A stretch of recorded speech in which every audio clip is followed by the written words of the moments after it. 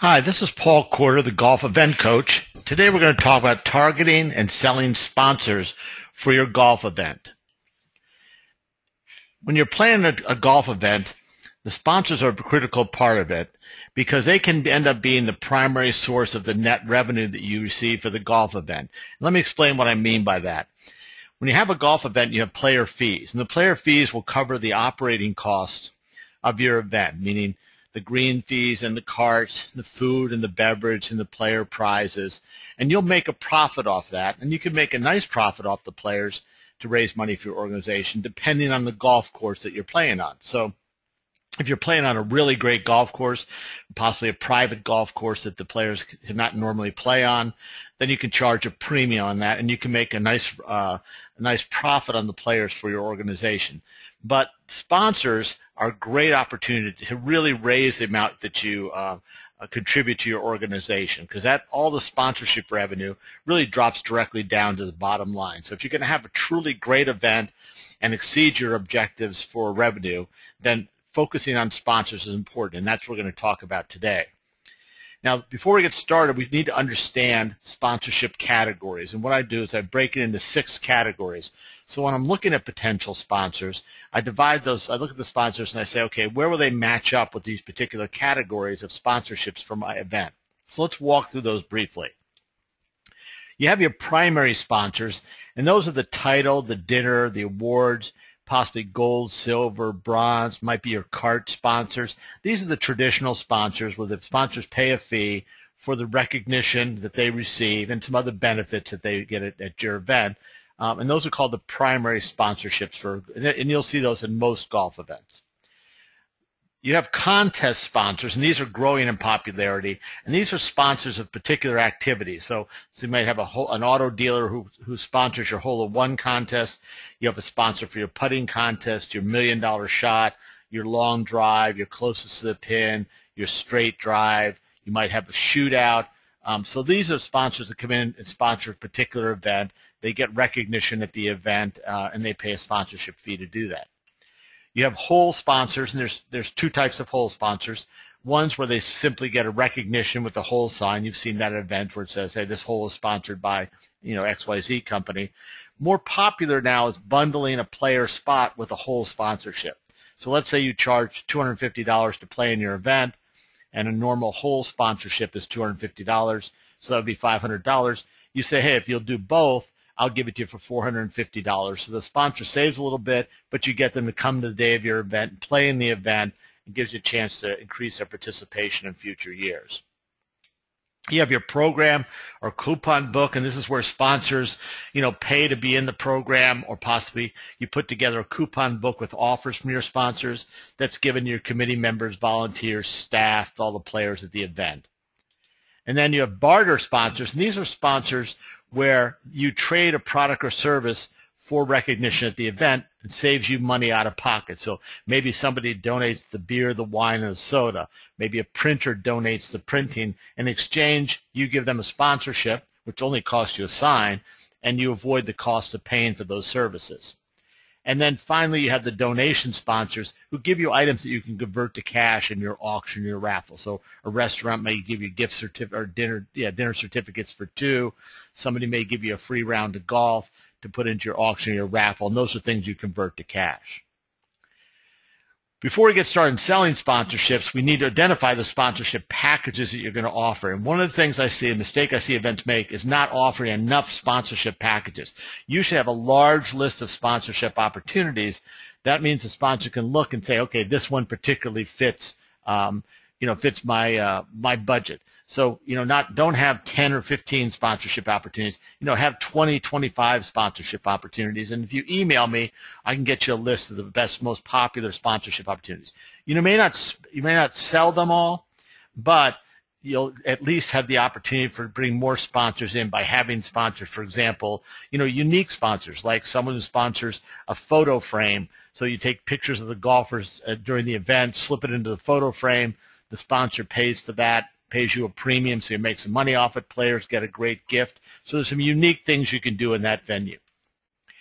Make sure you promote all the benefits when you put your sponsorship packages out there, meaning Don't just say, hey, you're going to get a sign. I want to see the sponsorship packages featuring, hey, you're going to get introduced at the event. You're going to get signage at the event. I'm going to give you reserved seating at the awards banquet. I'm going to give you a chance to network with people at the event before tee-off and after tee-off. So there's things that you want to make that put some sizzle into the sponsorships, because sponsors have lots of options when they're asked to participate in lots of events. So you want to make your opportunity a special one. And then, focus on the fact that this is a great tool for them to increase their business, that they're going to meet people that have the right demographic, that people that they want to do business with, people from the local market, and that's what's going to be attractive to the sponsor. You're not asking for them for a handout. You're saying this is a good marketing investment for you. You have to build your list of potential sponsors, obviously. If you've had an event in the past, you've got a list to start with. If you're a new event, you've got to start from scratch. And the way you do it is you start with your committee members. So you gather your committee, and I posted another video on how to organize great committees you can listen to, but you put your committees together, and that's how you start to build your list. And the committee says, hey, let's identify all the business contacts we have who could potentially support this event. Consider current supporters of your organization, volunteers in your organization who have businesses, and most importantly, suppliers who are doing business with your organization. So if somebody's doing all of your printing, your insurance, your legal work, anything like that, they're natural to go back and ask them to support you in this particular event. Also look for companies currently advertising or supporting local events in your marketplace. So look at the local newspaper, the direct mail pieces, websites, and if you see that this business believes in advertising, especially if they believe in supporting events, they're natural for you to add to your list of people you're going to call on for a sponsorship. Once you've built your list, let's talk about converting potential sponsors. Do your homework on that sponsor to understand their business size and what type of market they're in. This will help you match the sponsor with the right type of sponsorship package. So if you identify, for example, a bank with lots of branches that says they're trying to grow, they're trying to get into the marketplace that you're having the event or where you're pulling your golfers from, well, then they're a perfect match for one of your larger sponsorship opportunities. Then you look to your committee members and say, does anybody know anyone at that bank? And we can go make a presentation about our event. So you're going to match a large organization with your larger sponsorship opportunities. If you're calling on a restaurant, they may not have the funds to be the title sponsor, but they certainly can be someone that is a contest sponsor, a barter sponsor, possibly give you a donation for your event. What we do in our committees is we assign every potential sponsor to a committee member who will track the status and report to the group. So this builds accountability. So we go around our group and maybe we have 18 people on our committee. Everybody takes 10 names. They're responsible for making contact with that sponsor or finding someone who knows someone at that business, and they report back to the group and say, hey, I talked to 10 of them. I think 6 of them have some interest. I'm going to send them some follow-up information, and that's how you move the process along. One of the things that you can do, and I would tell you if you do this, you'll be in the top 0.5% of all the events out there trying to raise money for a golf event, is that's teach your people to sell. Remember, not everybody in your committee is comfortable with sales and marketing. They may come from different backgrounds. So what I do is I invite somebody from my committees or my staff who has a sales background, or maybe they have a spouse who's a super salesperson, and I say, look, would you come on in and do a presentation to us a little bit about the sales process? And we're calling on some of the sponsorships. They're telling us what the basics are in a sales situation. For example, asking open-ended questions. You would never say to someone, hi, I'm Bill Jones. We're having a golf event. Are you interested in being a sponsor? Well, then the person says yes or no, and it kind of leaves you, if they say no, with nowhere to go.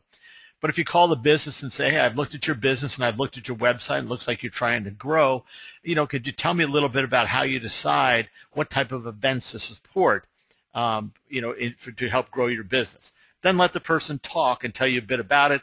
Then you can come back and say, well, I think my event matches up well with your objectives.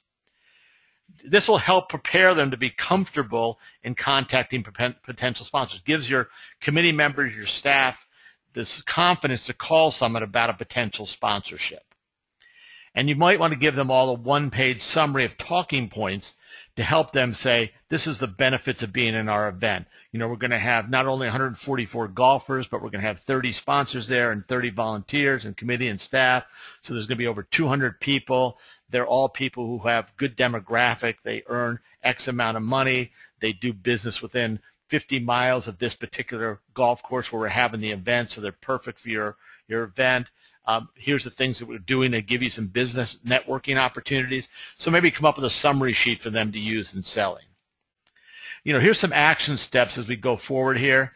I have some other webinars posted about organizing great committees, how to market your event, how to use social media and set up, also how to set up an effective golf event website, which helps sell sponsorships. So you might want to listen into some of those. You can go to the website and listen to some full webinar, sign up for full webinar invitations. So if you visit golfeventcoach.com, you can sign up for invitations to our full webinars, and you also have access to additional golf planning resource, including how to set up your instant event website. So we put lots of tools on golfeventcoach.com to help you have a successful event. If there's anything I can do, let me know. My name is Paul Corder. I'm the Golf Event Coach. It's paul@golfeventcoach.com, or just visit the website. Thanks for listening, and have a great event.